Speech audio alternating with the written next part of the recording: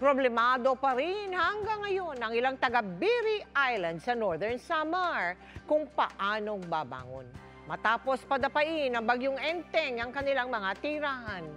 Tinawid ng GMA Kapuso Foundation ang isla ng Biri upang doon naman maghatid ng tulong.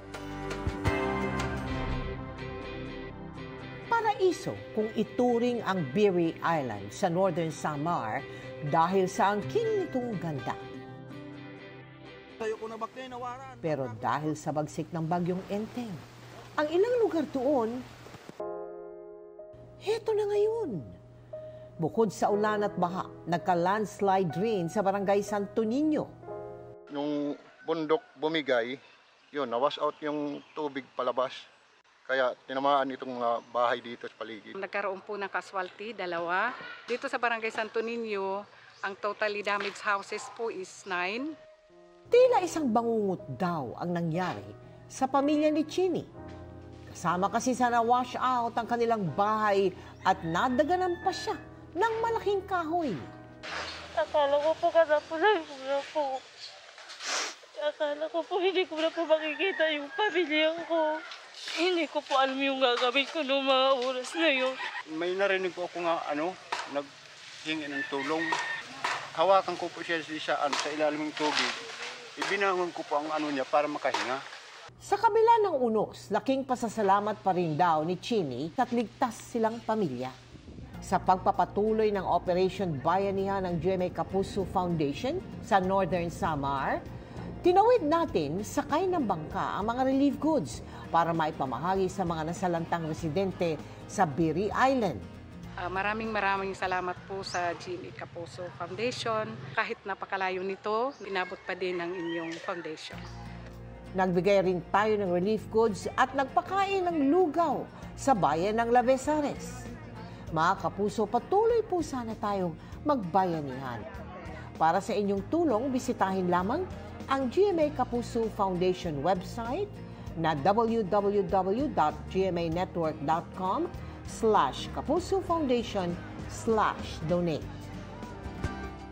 Halos 6,000 taga-Navotas at Antipolo sa Rizal ang agad na natulungan ng GMA Kapuso Foundation kasunod ng pananalasa ng bagyong Enteng. Naging katuwang din natin sa Operation Bayanihan ang ilang Kapuso Stars.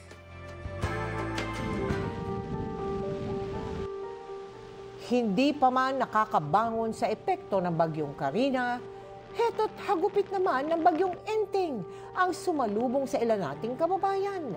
Gaya ng pamilya ni Victoria na 4 na araw nang nasa evacuation center sa Valenzuela City matapos bahain ang kanilang bahay. Lahat ng gamit namin nabasa, lahat ng damit namin. Tapos hindi ba nakaka-recover sa bagyong Karina? Ito na naman yung isa. May napirwisyo din. Sa ilalim ng Operation Bayanihan, naghatid tayo ng relief goods, hygiene kits at lugaw sa 4,000 residente sa Valenzuela City. Kasama rin natin si Dingdong Dantes na namahagi naman ng hot meals. Isa po sa mga mandato po ng Philippine Navy ay ang sumuporta sa mga efforts ng ating gobyerno pagdating sa humanitarian assistance. So with GMA as one of our long-time partners, tuwing may mga kalamidad, lagi po nating sinusuportahan yung mga... Pumunta rin tayo sa Barangay San Jose sa Antipolo para magbigay ng relief goods, banig at lugaw sa mahigit 1,400 residente. Kasama naman si Rocco Nasino. Bilang isang reservist, isa ito sa tungkulin namin. Andito ang GMA Network, ang Kapuso Network, at kami po mga artista, nakikiisa po pa kami sa inyo. Sa ngayon ho talaga, ito pong mga naan dito, yung mga totally damaged, wala akong mababalikan talagang bahay. Maraming salamat po sa GMA Kapuso Foundation.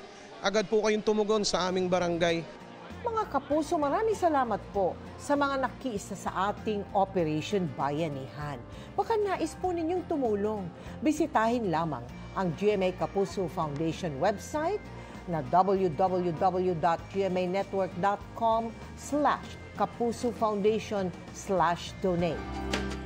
Sabay sa buhos ng malakas na ulan at ragasan ng baha dahil sa nagdaang bagyong Enteng at Habagat, ang agad na pagtugon ng GMA Kapuso Foundation sa mga kababayan nating nangangailangan.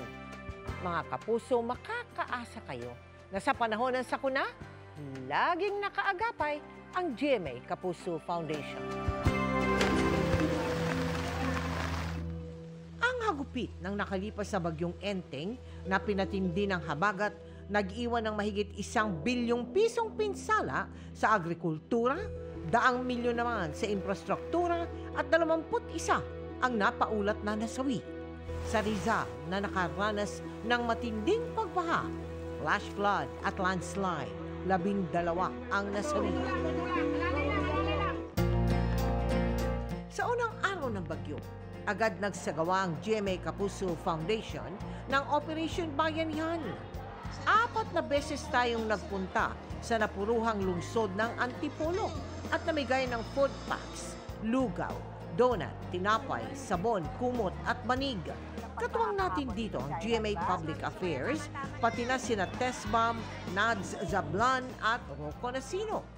Nagabot din tayo ng tulong sa Pililla, Tanay, Montalban at Baras. Kasama ang Dapat Alam Mo.